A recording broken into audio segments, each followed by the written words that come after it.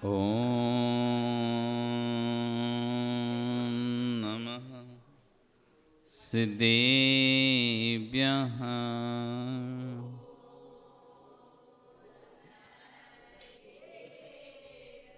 ॐ नमः सिद्धेभ्यः।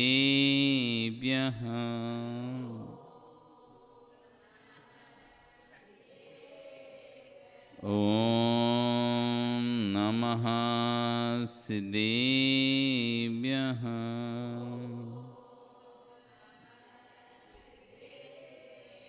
तिर्यणे खग्गेणाय रोतारी मोय सैर सिरे निबेहो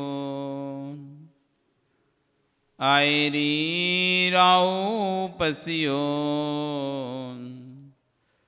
परवादीन्यो भव्य जी लोए नमो अरिहंताणं नमो सिद्धाणं नमो आयरियाणं नमो अच्छायाणं नमो लोए सव्यसाणं। बोले अनंत अनंत परमेष्टि भगवान की, आदिरम आदिनाथ भगवान की, वर्तमान सचन महावीर भगवान की, भूल नायक श्री खजाड़ शांतिनाथ भगवान की, आचार्य कुंद कुंदे स्वामी महाराज की, आचार्य विश्व सागर जी महाराज की, अहिंसा में विश्व धर्म की।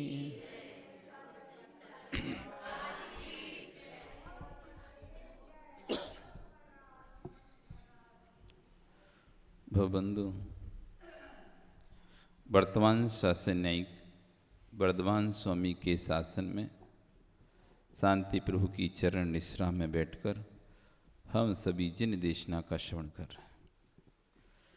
कल आचार्य भगवान कुंद कुंदे स्वामी ने 67 नंबर की गाथा में कहा था, चारित्र तो धारण कर लिया लेकिन उपसम भाव को धारण नहीं कर पाए तो ज्ञानी होकर भी आप अज्ञानी ही हैं। तो कोई फिर ये कहे तो ज्ञान करना ठीक है, चारित्र छोड़ देना चाहिए, ज्ञान से काम चलाना चाहिए, चारित्र नहीं धारण करना चाहिए। तो आचार्य भगवान कह रहे हैं मात्र ज्ञान भी कर्म क्षय में कारण नहीं बनेगा। एक जंगल में आग लगी, एक जंगल में आग लग गई। उस जंगल में एक अंधा था और एक लंगड़ा था। एक जंगल में आग लग गई, उस जंगल में एक अंधा था एक लंगड़ा था। दोनों उस आग के भय से डर गए और बचना चाहते हैं, लेकिन लंगड़ा दौड़ नहीं पा रहा, लंगड़ा दौड़ नहीं पा रहा। अंधा जो है उसको दिशा बोध नहीं है, किस दिशा में भागना है, किस दिशा में भागना है, तो इधर उधर भाग रहा है। ऐसी स्थिति में क्या होगा, दोनों ही आग में जल जाएंगे, दोनों ही आग में क्या हो जाएंगे, जल जाएंगे।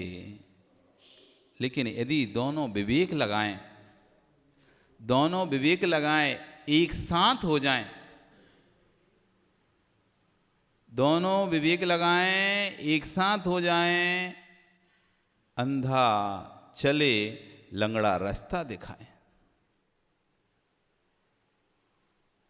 ज्ञान लंगड़ा है, चारित्र अंधा है।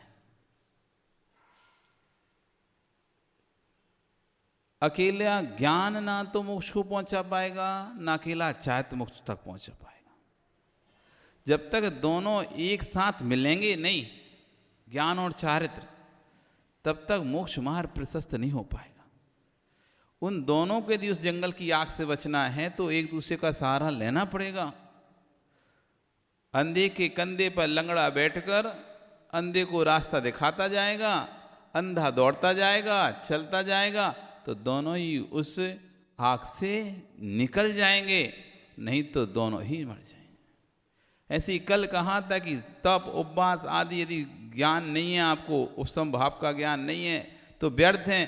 तो कोई कहे हम तो बस उपसम भाव का ही ज्ञान करते हैं, तप को नहीं करते, संयम को धारण नहीं करते, तो आचार्य भगवान कह रहे हैं मात्र ज्ञान करने मात्र से कल्याण नहीं होगा। बीमार हैं आप, तो दवाई का ज्ञान करने से आप ठीक हो जाएंगे। बुखार है तो बुखार में नैन कौन सी दवाई खाई जाती है? पैरासेटामोल। ये तुम्हें ज्ञान हो जाएगा तो तुम ठीक हो जाओगे। बुखार में पैरासेटामोल या जो भी दर्द की है, पैरासेटामोल तो दर्द का है, दर्द में पैरासेटामोल खाई जाती है। इसका ज्ञान हो जाए तुम्हें तो क्या तुम ठीक हो जाओगे दर्द से?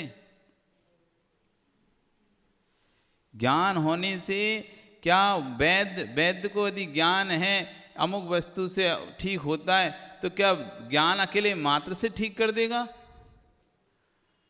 ज्ञान मात्र ठीक नहीं कर पाएगा, उससे दवाई को खाना पड़ेगा। जब तक खाओगे नहीं दवाई, 3 प्रकार के जगत में लोग हैं।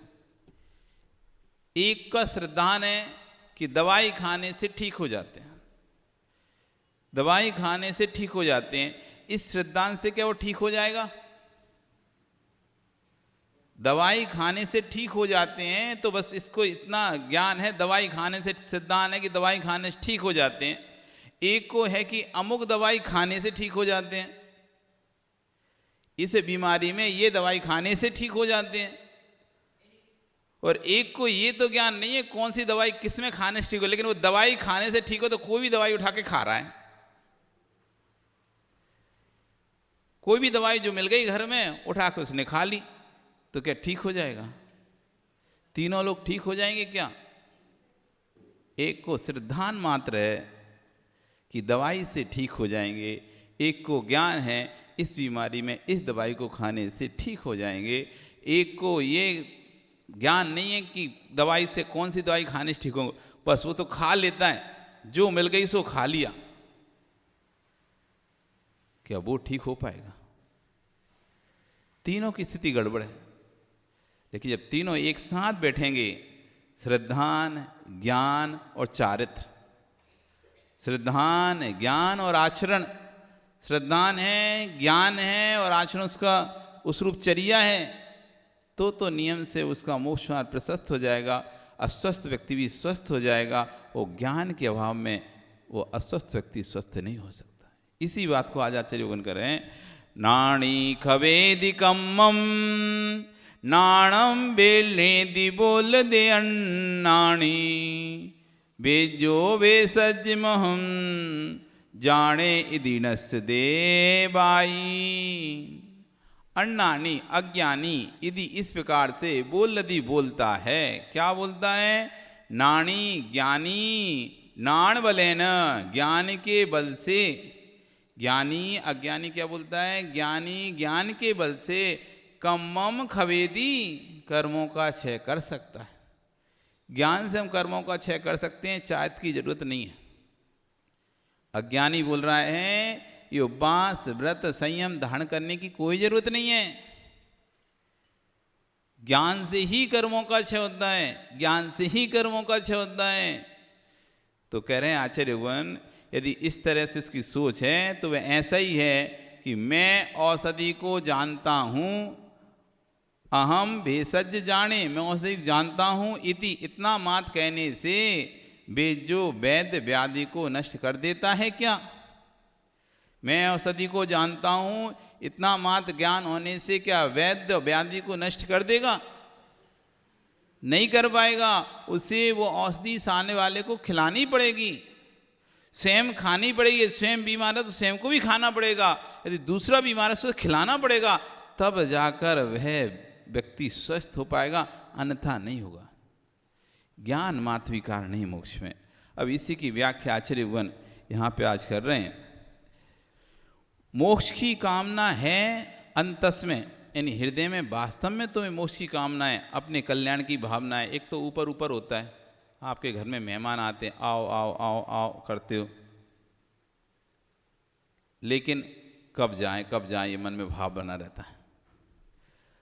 बुलाते तो हो, आओ भक्त तो करते हो, सेवा करते हो, लेकिन भाव रहता है 3 दिन की बोली थी अभी तक नहीं गए, 4 दिन की बोल कर आए थे, आज 5 दिन हो गए, 6 दिन हो गए, अभी तक नहीं गए। कहेंगे रुको रुको, रहो रहो, लेकिन अंदर से भाव आएगा कब जा रहे हो गए बहुत परेशान, है ना। जब नंद घर में आती है तो भाभी सोचती बहुत हो गए परेशान, अब तो कब जाए नंद, थक गए। वैसे कहेगी रुको रुको रुको,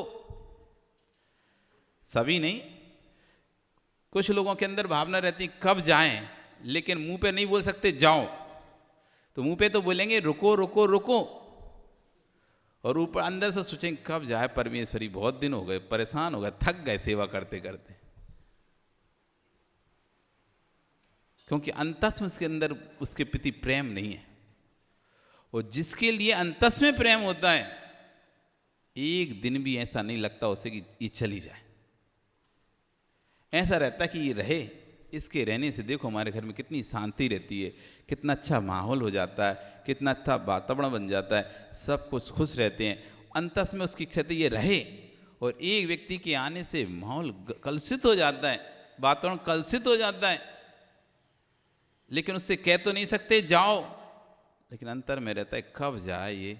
देखो कितना अच्छा था, सासू कितना ध्यान रखती थी हमारा, जब से फिर नंद आई सासू ने फिर वही देखो वो दिखने लगे थे, फिर ध्यान देना बंद कर दिया, फिर देखना बंद कर दिया। अब 24 घंटे वो बेटी बेटी बेटी बेटी दिख रही है।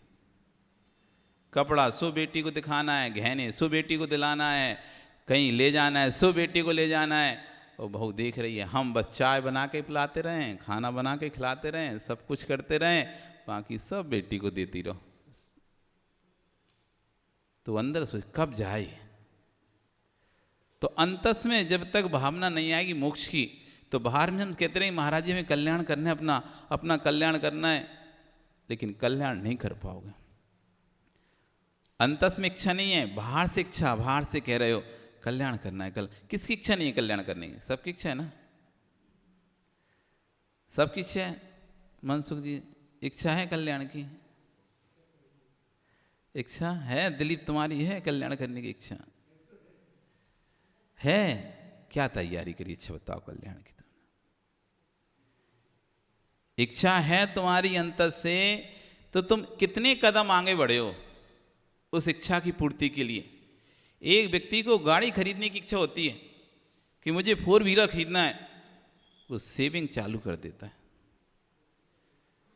मुझे 4 व्हीलर खरीदना है, मुझे सोना खरीदना है, चांदी खरीदना है, बेटी की शादी की इच्छा होती है, सोना चांदी खरीदना, तो आप पहले से तैयारी करना शुरू कर देते हो, थोड़ा थोड़ा जोड़ना शुरू कर देते हो, थोड़ा थोड़ा बचत करना शुरू कर देते हो, नंबर लगा देते हो, भैया 3 महीने बाद मिलेगी गाड़ी, नंबर अभी से लगाना पड़ेगा। तो कोई तो तैयारी नयन तुमने की होगी। कल्याण की इच्छा है तो क्या तैयारी की कि अब मैं अपना व्यापार धीरे धीरे खत्म करता हूं, पर्याप्त हो गया, थक गया मैं इस संसार से, अब मुझे कल्याण करना है। मैं अपना व्यापार बढ़ाता जा रहा हूं और इधर कह रहा हूं मुझे अपना कल्याण करना। इधर हम अपने व्यापार को देखना चाह रहे हैं कि अब 1 से 2 दुकान कब होंगी, व्यापार 1 से 2 फैक्ट्री कब होंगी, और कैसे व्यापार बढ़ेगा, माल और ज़्यादा भरते चले जा रहे हैं, और ज़्यादा व्यापार को फैलाते चले जाएं, विस्तृत करते चले जाएं। उधर कह रहे हैं भगवान मुझे कल्याण की इच्छा है। वो तो ऐसे ही हो गया, जाना तुम्हें पूरब की ओर है और तुम पश्चिम की ओर बढ़ते चले जाओ और कह रहे हैं मुझे पूरब की ओर जाना है। अरे जब पूरब की ओर जाना है तो पूरब की ओर बढ़ना पड़ेगा, पश्चिम की ओर बढ़ोगे तो पूरब की ओर पहुंचोगे कब? कल्याण की इच्छा है, और लेकिन पूरे हमारे जो साधन हैं वो संसार को बढ़ाने वाले बढ़ रहे हैं, तो कल्याण की इच्छा है कैसी आपको? क्या तैयारी करी दिलीप, क्या तैयारी की तुमने? अच्छा बताओ तो, तैयारी की कुछ कि आज से 5 साल बाद महाराज मैं ये नियम ले लूँगा, आज से 1 महीने बाद मैं इस नियम को ले लूँगा, आज से 2 साल बाद मैं ये त्याग कर दूँगा, मैंने तैयारी करना शुरू कर दी है, धीरे धीरे मैं अभ्यास करने लगा हूं। मैंने अपनी रसना इंद्री पर नियंत्रण करने के लिए अभ्यास प्रारंभ कर दिया है। अब मैं थोड़ा कभी नमक छोड़ देता हूँ, कभी मीठा छोड़ देता हूँ, कभी नमकीन छोड़ देता हूँ, कभी घी छोड़ देता हूँ, तेल छोड़ देता हूँ। क्या तैयारी चल रही तुम्हारी? महाराज, मैं अपने कल्याण के लिए अब 1 घंटा बैठने की अभ्यास करता हूँ। मैं आसन सिद्ध कर रहा हूँ कि जब मैं आगे सामायिक करूँगा तो बैठ के शांति सामायिक कर सकूं। आज तो मैं बैठ ही नहीं पाता, बार बार पैर बदलता रहता हूँ, बार बार पैदल, एक बार बैठता हूँ, फिर ऐसा कर लेता हूँ, वैसा कर लेता हूँ। तो मैं अभ्यास कर रहा हूँ अभी से कि जब मुझे आत्मा की सिद्धि के लिए बैठना पड़े तो मैं कम से कम बैठ सकूं। मैं अभ्यास कर रहा हूँ महाराज परिचय सहन करने का। 1 घंटे में, 2 घंटे में बिना पंखे के रहना सीख रहा हूं। मैं अभ्यास कर रहा हूं प्यास को सहन करने का। रात में पानी नहीं पीने की कोशिश कर रहा हूं। मैं अभ्यास कर रहा हूं एक समय भोजन करने का। क्या तैयारी है? फिर इच्छा है कल्याण की अपनी, कि सिर्फ शब्दों में ही है। थक गए महाराज, थक गए, लोगों से थक गए, संसार से थक गए, अभी थके नहीं हो। जब मां थक जाती हो ना, फिर कोई काम नहीं होता तुमसे। जब तक थकती नहीं हो तब तक काम करती रहती हो। थक जाती हो तो फिर सारा काम छोड़ के नहीं सो जाती हो। थके नहीं हो अभी तुम, संसार में थके नहीं हो। जिस दिन थक जाओगे ना, उस दिन अंतस से इच्छा आएगी, अंतस से। इसलिए आचार्य बोल कह रहे हैं, अंतस से मोक्ष की कामना है तो। ऊपरी ऊपरी है तो कोई बात ही नहीं है। ऊपरी ऊपरी तो वैसी है, कोई सोने का बहाना कर रहा है, उसे उठाना है आपको। एक व्यक्ति सो रहा है, उसे उठाना आसान है, लेकिन सोने का बहाना जो कर रहा है, उससे उठाना नामुमकिन है। नहीं उठा पाओगे विजय तुम। कितने अलार्म भर दो, कितनी घंटी बजा दो, कितनी बार बोल दो उसे, वो चिमा सा लेटा रहेगा, नहीं उठेगा। तो वो सो ही नहीं रहा। उठे वो जो सो रहा हो, उठे वो जो सो रहा हो। जो सोने का बहाना कर रहा है वो कहां से उठेगा? वो तो उठा ही हुआ है, उठना ही नहीं चाहता वो। तो जिनके अंदर में कामना नहीं, ऊपर ऊपर से लगे रहते हैं, वो क्या कल्याण करेंगे? इसलिए अंतस से मोक्ष की कामना है तो, कर्मों को विगलित करने की भावना है तो। तुम्हें लगता है मुझे अपने कर्मों को विगलित करना है, नष्ट करना है, और ऐसे नष्ट नहीं होगा जैसे तुम ना लगे हुए हो। बिल्कुल सत्य बता दिए रहे। जो पुरुषार्थ आप कर रहे हो वो कर्मों को नष्ट करने का पुरुषार्थ है ही नहीं है। जो पुरुषार्थ नयन तुम कर रहे हो, ये कर्मों को नष्ट करने का पुरुषार्थ है ही नहीं है। इससे कर्म नष्ट होंगे ही नहीं। कितनी भी प्रयास कर लो, नहीं होगा नष्ट कर्म, क्योंकि वो साधन ही नहीं उसको काटने का। लोहे को काटना है, तुम चक्कू लेके आ गए, तुमने सुना चक्कू से कोई भी चीज कट जाती है, चक्कू से कट जाता है, ये सुन के रखा है राजेश। और तुम एक लोहे का टुकड़ा काटना है और चक्कू लेकर फेर रहे हो। बताओ भैया नयन, कितनी देर में कट जाएगा चक्कू से? वो कितने भवों में कट जाएगा? उस भव में तो कट ही जाएगा, कट जाएगा ना? क्यों नहीं कटेगा? चक्कू तो काटते ही है ना, चक्कू तो काटता ही है। नहीं काटता चक्कू? अभी हाथ पे फेर के देख लो कैसे काटेगा कि नहीं काटेगा। चक्कू काटता है, चक्कू काटता है, लेकिन किसको काटता है? लोहे को नहीं काटता है। लोहे को काटना है, चक्कू नहीं चाहिए, फनर चाहिए। फनर चाहिए, फनर। चक्कू से निर्मल कट जाएगा। ऐसी कर्मों को काटने के लिए हम आ रहे हैं। लेकिन जिन कर्मों को काट कर हम अपना कल्याण कर सकते हैं, वे कर्म ऐसी सामान सी पूजा से नहीं कटने वाले। सब्जी भाजी तो कट जाएगी उस चक्कू से, मुलायम चीज तो कट जाएगी उस चक्कू से, लेकिन जो कठोर है, लोहे जैसी जो कठोर चीज है, वो चक्कू से कटने वाली नहीं। उसके लिए सामान्य पैनी धार, सामान चाकू नहीं चाहिए, उसके लिए विशेष फनर चाहिए। वो फनर से तुम जरूर काट सकते हो उस लोहे को, फनर से जरूर काट सकते हो लोहे को। तो ऐसी जो हमारी पूजा पर्याप्त नहीं है, ये हमारी जो हम कर रहे हैं ये पर्याप्त नहीं है। इससे सामान्य सादा छोटे मोटे कर्म तो कट जाएंगे आपके, लेकिन जो विशिष्ट कर्म हैं वो इससे क्षय को प्राप्त नहीं होंगे। तो भक्ति भगवान के कर्मों को क्षय तो करती है, भक्ति कर्मों को क्षय तो करती है। इससे ये मत समझना कि सिर्फ भक्ति करते रहोगे तो सारे कर्म क्षय हो जाएंगे। चक्कू काटता है इसका मतलब थोड़ी ना कि सबको काट देगा। काटता है, मानते हम, सब्जियों को वही काटता है, हाथ भी काट देगा, लेकिन कठोर वस्तुओं को नहीं काट पाएगा। तो जो हमारी जो पूजन चल रही है, उपवास चल रहा है, पाठ आदि चल रहे हैं, वो पर्याप्त नहीं है हमारे कर्मों को विगलित करने के लिए। सामान अग्नि में कितना भी लोहा डला रहे नहीं पिघलेगा कभी भी। आग भी लग जाती घरों में आग लग जाती है, लोहा वैसे ही रहता है, पिघल के टपकता नहीं है वो। घरों में आग लग जाती है, लोहा वैसे ही पड़ा रहता है, वो नहीं पिघलता।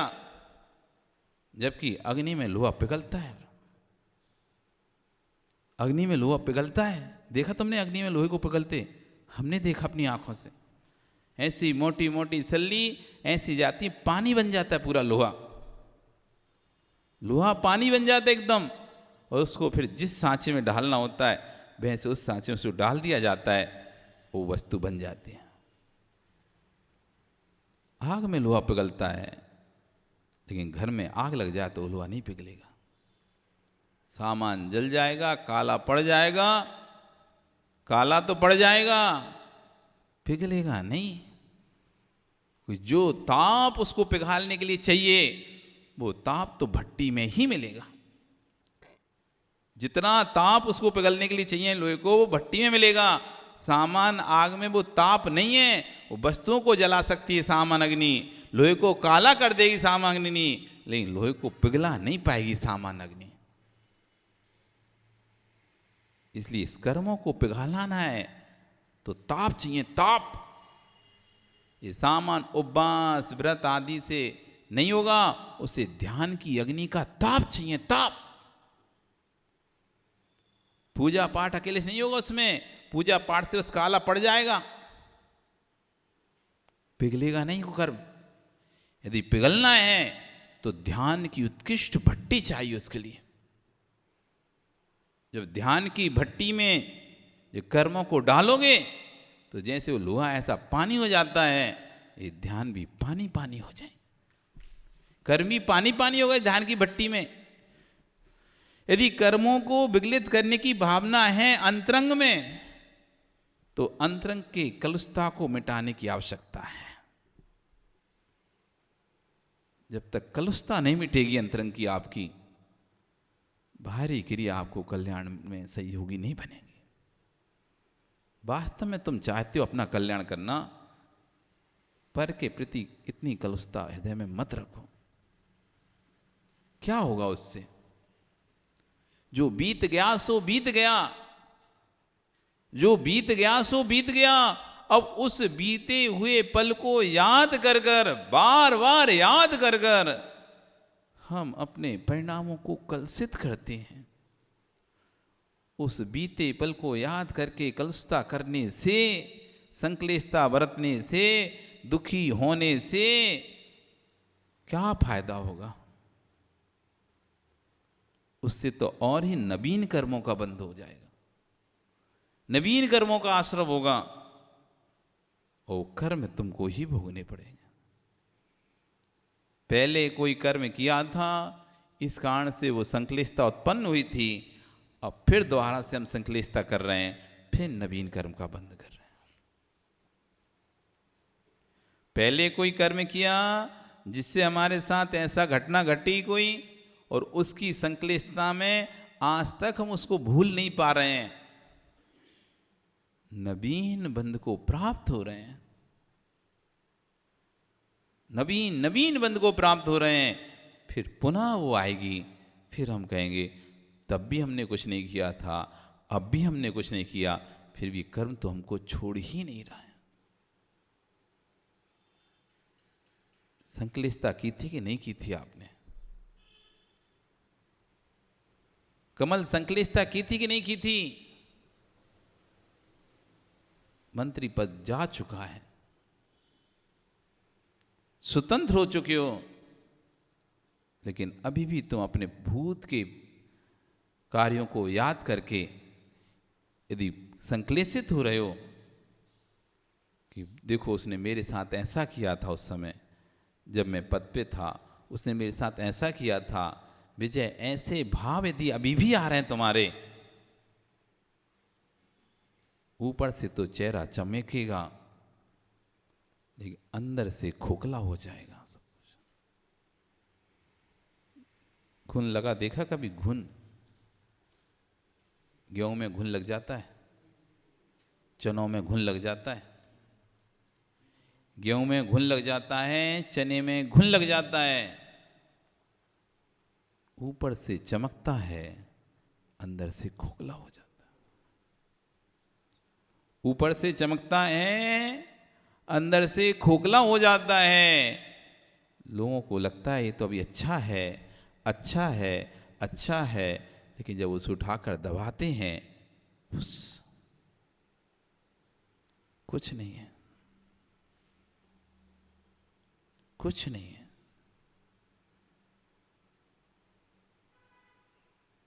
सब खोखला। ऐसी यदि अंदर कलुषता चल रही है, हमारा ऊपर से जो धर्म है वो चमकते तो दिखाई देगा, अंदर से सब खोखला, खत्म। और हम धोखे में जीते रहेंगे कि गेहूं तो अच्छा रहा है, गेहूं तो अच्छा है, चना तो अच्छा है, वो अंदर से पूरा घुन चुका है।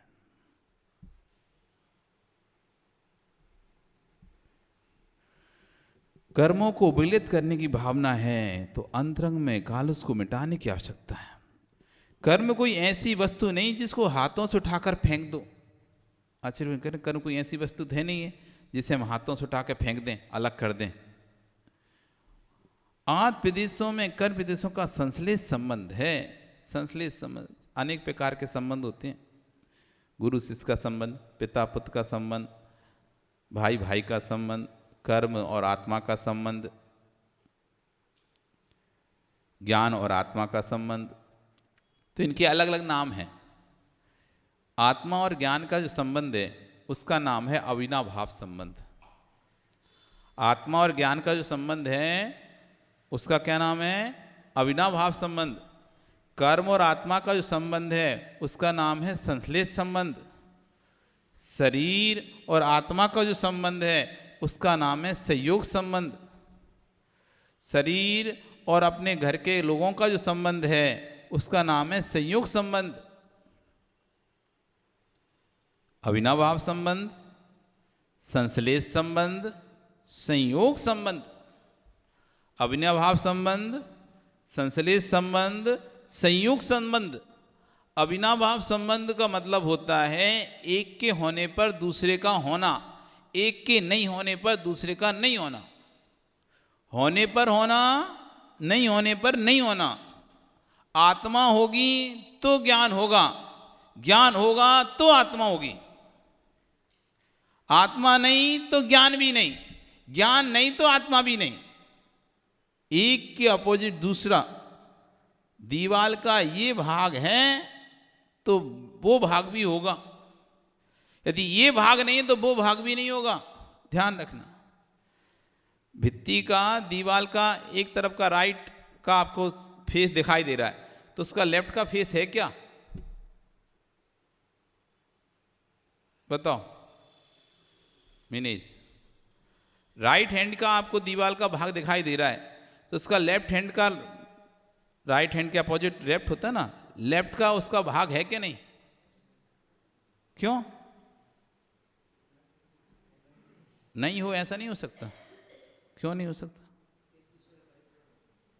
क्योंकि सहभाव अविनाभाव संबंध है। राइट है, इसका इस भित्ति का पर भाग है तो अपर भाग भी होगा। यदि पर भाग, अपर भाग नहीं है तो पर भाग भी नहीं होगा। दूसरा हिस्सा नहीं है तो पहला हिस्सा भी इसका नहीं हो सकता। ऐसी ज्ञान है तभी आत्मा है, आत्मा है तभी ज्ञान है। ये अविनाभाव संबंध है। एक के होने पर दूसरे का होना, एक के नहीं होने पर दूसरे का नहीं होना। पर कर्म के साथ हमारा अविनाभाव संबंध नहीं है, क्योंकि कर्म के नहीं होने पर भी हम होते हैं। सिद्ध परमेष्ठी जिनके पास कर्म नहीं है तब भी वो हैं। कर्म नहीं है, कोई कहे कर्म हट जाएगा तो आत्मा नहीं रहेगी, तो कर्म हट जाएंगे तब भी आत्मा दिखाई दे रही है, सिद्धात्मा दिखाई दे रही। इसलिए कर्मों का और आत्मा का अविनाभाव संबंध नहीं है, कर्म और आत्मा का संश्लेष संबंध है, जैसे दूध पानी का संबंध। एक में एक प्रदेश रूप हो जाते हैं, एक में एक रूप हो जाते हैं, लेकिन फिर भी अलग अलग हैं। एक में एक हो गए फिर भी अलग अलग हैं। दूध पानी एक में एक हो गया तब भी अलग अलग है। अलग अलग है कि नहीं नैन? क्या एक है? कितना भी दूध पानी मिलके रहें, कितने भी वर्षों तक रहें, तब भी कभी भी दूध कभी पानी बनेगा नहीं, पानी कभी दूध बनेगा नहीं। लोग व्यवहार में हम कह देते हैं कि दूध बढ़ा लिया, 1 किलो दूध में 100 ग्राम पानी डाला तो कितना दूध हो गया? कितना हो गया दिलीप? 1100 लीटर। 1 लीटर 100 मिलीलीटर है ना? कितना दूध हो गया? 1 लीटर 100 मिलीलीटर दूध हो गया। क्या कैसे हो गया? ये कैसे हो गया? पानी मिलाया तो दूध हो गया 1 लीटर 100 मिलीलीटर। क्या दूध वास्तव में 1 लीटर 100 मिलीलीटर हुआ है? नहीं हुआ। लेकिन लोक में व्यवहार में कहने में यही आएगा दूध 1 लीटर 100 मिलीलीटर हो गया है। लेकिन वास्तव में जब आप देखेंगे तो दूध तो 1 ही लीटर है, तब भी 1 लीटर था, अभी भी 1 लीटर है। जो 100 मिलीलीटर बढ़ा हुआ है वो दूध नहीं बढ़ा है, वो पानी बढ़ा है। लेकिन संश्लेष संबंध होने से हम अलग अलग व्याख्यान नहीं कर सकते दोनों का, दिखा नहीं सकते हम दोनों को कि ये देखो 1 लीटर दूध, ये 100 मिलीलीटर पानी। ऐसे आप दिखा सकते हो क्या? नहीं दिखा सकते। ऐसी कर्म और आत्मा का संश्लेष संबंध है, हम पृथक पृथक दोनों को दिखा नहीं सकते। ये कर्म रही, ये आत्मा है, ये कर्म है, ये आत्मा है। दोनों एक दूसरे में ऐसे मिले हैं कि भेद ही नहीं दिखाई देता। कर्म और आत्मा में भेद ही नहीं दिखाई देता, क्योंकि इनका संश्लेष संबंध है। लेकिन दृष्टि यदि आपकी एकत्व विभक्त दृष्टि है, यदि एकत्व विभक्त दृष्टि है, तो तुम मिले में भी अलग अलग देख लोगे। यदि तुम्हारी दृष्टि पारकी है, पारखी दृष्टि है तुम्हारी, तो तुम दूध में देख बता दोगे कितना पानी है। पारखी दृष्टि है तो तुम ये नहीं कहोगे दूध पतला है, तुम ये कहोगे दूध में तुमने इतना पानी मिलाया है। एक व्यक्ति कहेगा जिसकी दृष्टि पारखी नहीं है तो कहेगा किससे? ग्वाले से कि पतला दूध दे रहे तुम, पतला दूध दे रहे हो, पतला दूध लाते हो। और जिसकी दृष्टि पारखी है वो कहेगा भाई तुम दूध में पानी अधिक मिलाने लगे हो। दोनों बात एक ही है। एक कह रहा है पतला दूध है और एक कह रहा है दूध में आप अधिक पानी मिला रहे हो। अंतर क्या है दोनों में? एक कह रहा है विजय दूध पतला है, और एक कह रहा है दूध में अधिक पानी मिलाने लगे हो। दोनों की दृष्टियों में अंतर कहां पर है और दोनों बात क्या कहना चाहते हैं? नयन, एक कह रहा है दूध पतला है और एक कह रहा है दूध में पानी अधिक मिलने लगा है। अब कहने में बात एक ही कही जा रही है, एक ही कही है, अलग अलग बात कह रहे हैं, एक ही बात कह रहे हैं, लेकिन दृष्टि दोनों की अलग अलग है। एक दूध को ही पतला देख रहा है, एक दूध को पतला नहीं देख रहा, दूध से भिन्न पानी को देख रहा है। ये दूध पतला नहीं है, दूध तो गाढ़ा ही था, इसने पानी मिलाया है इसलिए दूध पतला हुआ है। ऐसी मैं अशुद्ध नहीं था, मैं अशुद्ध नहीं था, लेकिन कर्मों के कारण मैं अशुद्ध हो गया हूं। मैं तो शुद्ध ही था, दूध तो गाढ़ा ही था, दूध पतला नहीं था। दूध में पानी मिलाया इसलिए दूध पतला हो गया। दूध पतला था, दूध पतला नहीं है। दूध पतला था, दूध पतला नहीं है। महावीर लेने जाते हो ना तुम, तो दूध जाते हो क्या? दूध पतला नहीं था, उसने पानी मिला दिया, दूध पतला हो गया। पर इस बात को स्वीकार करना पड़ेगा कि दूध भी पतला है। व्यवहारने से पतला दूध ही हुआ है। बराबर है नैन, बराबर बराबर। हाँ भैया, गुरुजी ने भूतों को पकड़वाने का मंत्र दिया है, फिर तो इंसान को बुलवाने की कौन सी बड़ी बात है? हम भूतों को बुलवा लेते हैं। भूत मतलब समझे ना क्या? भूत मतलब क्या? भूत मतलब क्या? कौन से भूत की बात कर रहे तुम? अरे भूत यानी प्राणी। भूत यानी प्राणी। ये भूत नहीं है, ये भूतनाथ हैं। ये भूत नहीं, तुम भगवान की तरफ इशारा कर रहे थे महाराज जी। ये भूत नहीं है, ये भूतनाथ हैं। कौन है ये? भूतों के नाथ यानी प्राणियों के नाथ।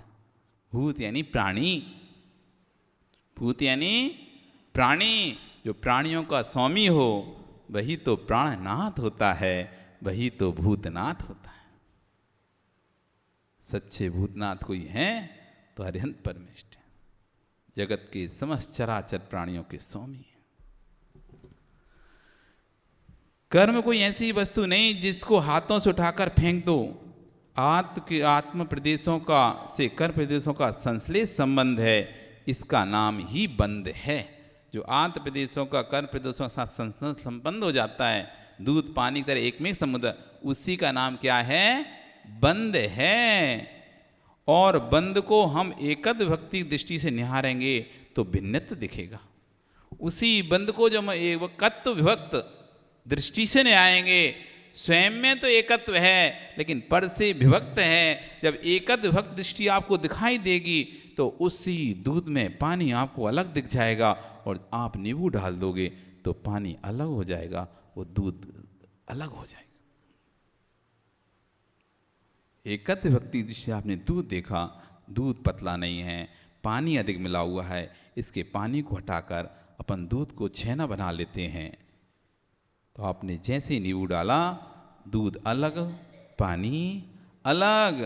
तो एकत्व विभक्त दृष्टि हम देखते हैं तो आत्मा अलग है, कर्म अलग है। संश्लेष संबंध होने पर भी, एक में एक होने पर भी आत्मा आत्मा ही है, कर्म कर्म ही है।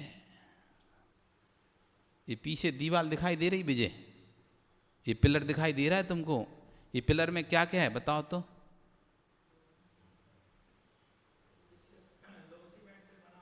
लोया है, सीमेंट है, गिट्टी है, बजरी है, यही चीज है ना। तो ये एक हैं या अलग अलग हैं सब? एक हैं या अलग अलग हैं? अलग अलग नहीं है, अलग अलग होकर भी एक हैं, कैसे? अलग अलग होकर भी एक हैं कैसे? मिला करके।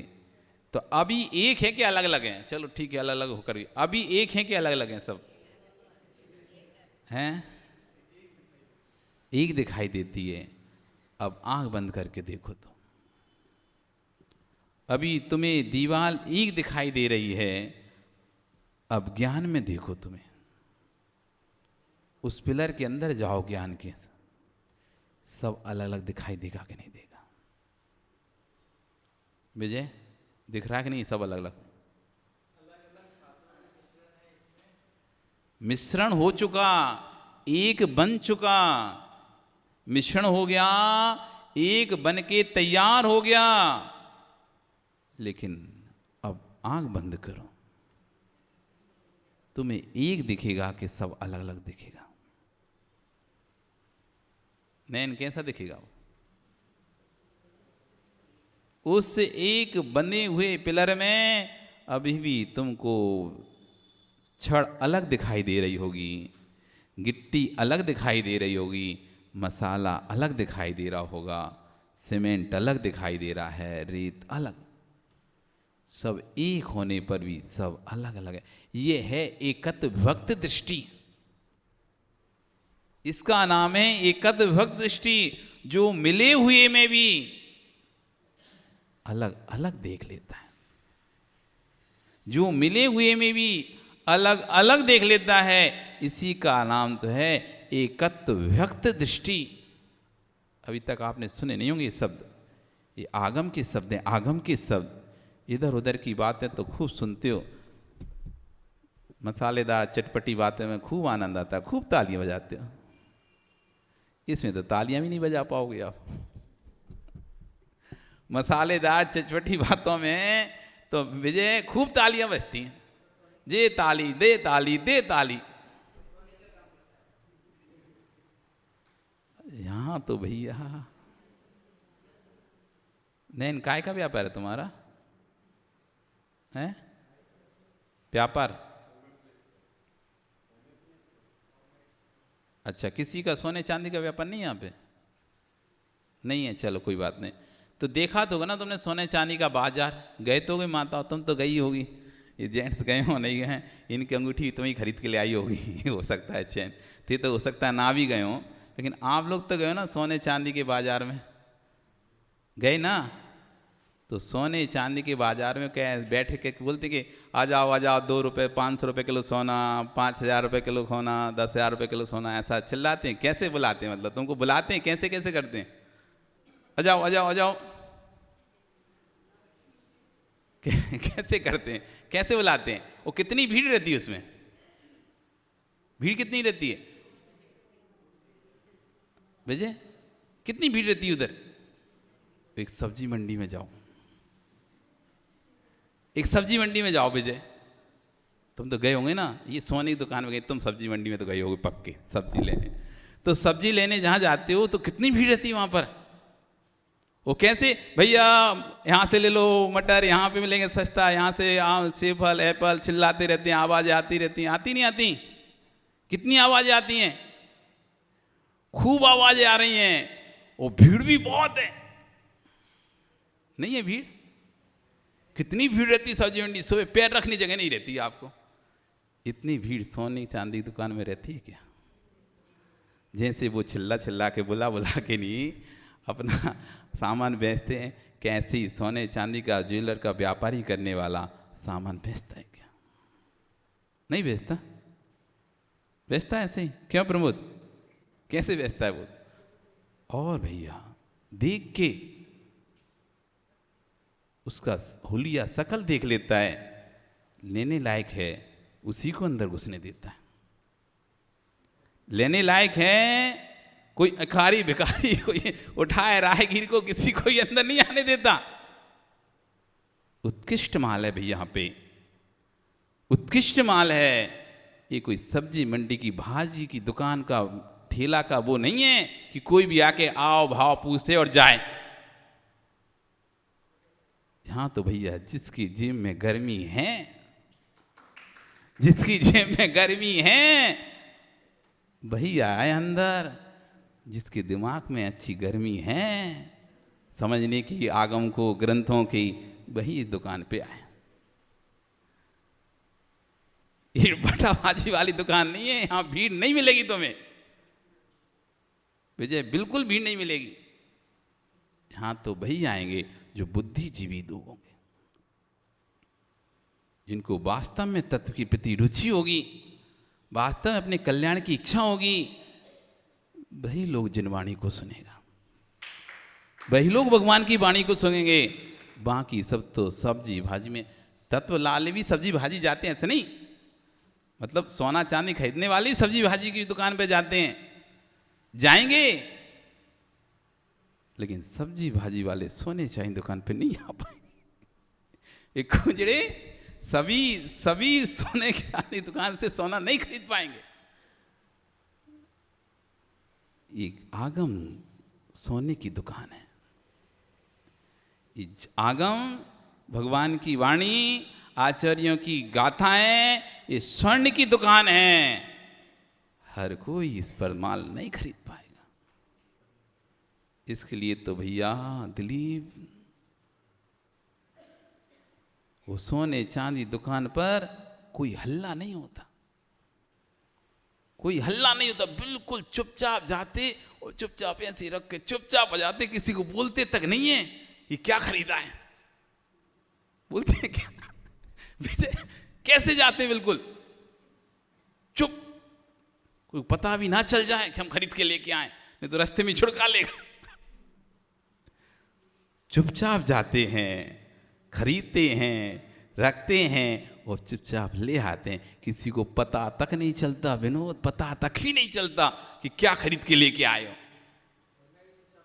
हैं। घर में भी चुपचाप रख लेते। आ रहा है कुछ समझ में कि नहीं आ रहा?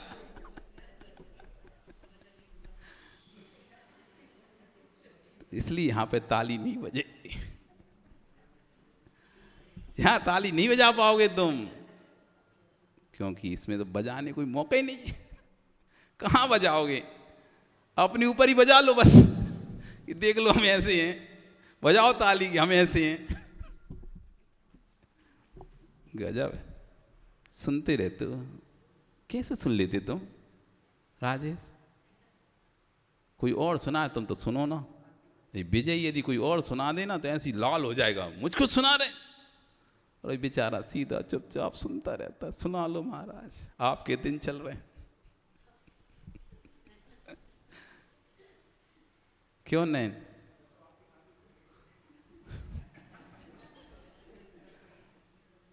सही है, यदि ऐसे ही सुनते रहे तो एक दिन जरूर साथ चले जाओ, कोई आश्चर्य की बात नहीं है। यदि ऐसे ही सुनता रहा व्यक्ति, ऐसे ही सुनता रहा, क्योंकि परिणाम बदलने में देर नहीं लगती है, परिणाम बदलने में देर नहीं लगती है। कब परिणाम बदल जाए व्यक्ति के। कई माताएं आती हैं, कई लोग आते हैं, महाराज जी आपके प्रवचन सुन के हमने सोचा कि आज हम क्रोध नहीं करेंगे। एक तो दो लोग तो, दो तीन लोग तो हमसे बहुत दिनों से लगे, लिख के दे दो कौन से दिन कौन सा काम नहीं करना, कौन से दिन कौन सा काम नहीं। हमने एक दिन प्रवचन किया था ना, रसी करना है तो नमक मत छोड़ो, उस दिन एक कसाय छोड़ दो कोई सी। नमक छोड़ने से कल्याण नहीं होगा। यदि तुमने उस दिन क्रोध कसाय छोड़ दी, जिस दिन नमक छोड़ना था, तो जरूर आपका कल्याण हो जाएगा। एक दिन मान कसाय छोड़ दी कि आज हम मान नहीं करेंगे, आज सोमवार का दिन है, आज मान कसाय नहीं करेंगे, तो नियम से तुम्हारा कल्याण होगा। आज मंगलवार का दिन है, आज मायाचारी नहीं करेंगे। आज बुधवार का दिन है, आज लोभ कसाय नहीं करेंगे, आज गुरुवार का दिन है, हिंसा पाप नहीं करेंगे, आज शुक्रवार का दिन है, झूठ और चोरी नहीं करेंगे, आज शनिवार का दिन है, अभ्रम का सेवन नहीं करेंगे, परिग्रह का संचय नहीं करेंगे। हो गई लो 7 दिन की, 7 दिन के 7 रसी, करो कर्मों की रसी।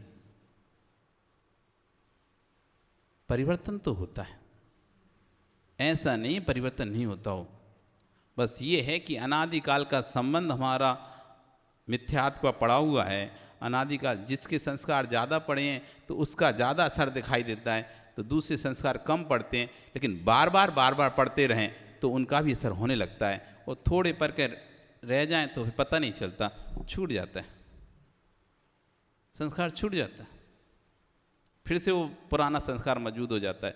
एक पत्थर को तोड़ने में बार हथौड़ा देते हैं, तोड़ते हैं तो टूट जाता है, लेकिन हथौड़ा देना बंद कर दें 2-4 तो फिर बाद में कालांतर फिर वापस वो फिर पुनः मजबूत हो जाता है, पक जाता है, नहीं टूटता फिर वो।